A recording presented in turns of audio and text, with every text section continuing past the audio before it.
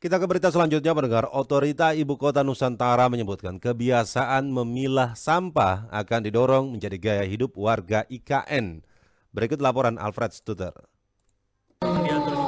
Jadi begini, sebenarnya Otorita Ibu Kota Nusantara (OIKN) menyampaikan kebiasaan memilah sampah akan didorong menjadi gaya hidup di IKN. Bahkan pihaknya akan membiasakan agar warga yang tinggal di IKN nantinya melakukan hal tersebut sedari rumah masing-masing. Deputi Bidang Lingkungan Hidup dan Sumber Daya Alam OIKN, Mirna Asnawati, mengatakan memilah sampah sesuai kriteria terkesan gaya hidup baru. Tapi ia meyakini banyak dari masyarakat di kota-kota seperti Jakarta yang sudah banyak memahaminya. Ia menekankan gaya hidup yang ramah dan menghargai lingkungan akan menjadi bagian keseharian warga IKN. Ia pun berharap nantinya upaya ini bermuara pada gaya hidup minim sampah.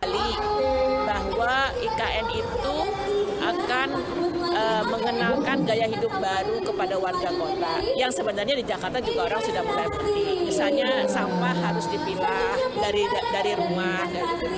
Jadi ya bagaimana everyday life dari warga kota yang nanti akan ada di IKN itu yang mau diperkenalkan. Sementara itu, tenaga ahli bidang mobilitas perkotaan OIKN, Resdiansyah, menyebutkan OIKN akan menerapkan konsep kota 10 menit dalam kawasan inti pusat pemerintahan atau KPP. Konsep ini mengedepankan mobilitas aktif seperti berjalan kaki dan bersepeda ke simpul transportasi umum maupun fasilitas umum. Dalam penjelasannya, ia mengatakan nantinya masyarakat yang tinggal di kawasan apartemen bisa menuju ke halte dengan menggunakan micro mobility atau semacam skuter listrik berikut chargernya yang telah disediakan sebagai fasilitas publik. Kemudian menyambung ke shuttle autonomous yang waktu tunggunya tak sampai 10 menit karena penjemputan berbasis pada jumlah penumpang terbanyak di sebuah halte. Ini micro mobility.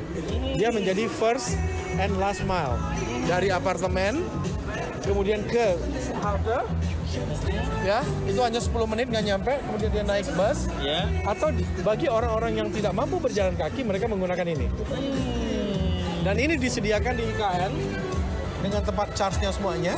Dan ini untuk publik, siapapun bisa pakai, tinggal scan QR code, mereka bisa gunakan. Ya. Tetapi mereka juga harus bisa punya personal mobility sendiri. Personal vehicle gitu ya? Ya, ini. Meski demikian, Resdiansyah menekankan penerapan konsep ini belum akan dilakukan tahun ini. Sebab konsep ini, kata dia, masih dalam tahap proof of concept. Dari Jakarta, Alfred Stuter, Pro 3 RRI, terus mengudara untuk Indonesia.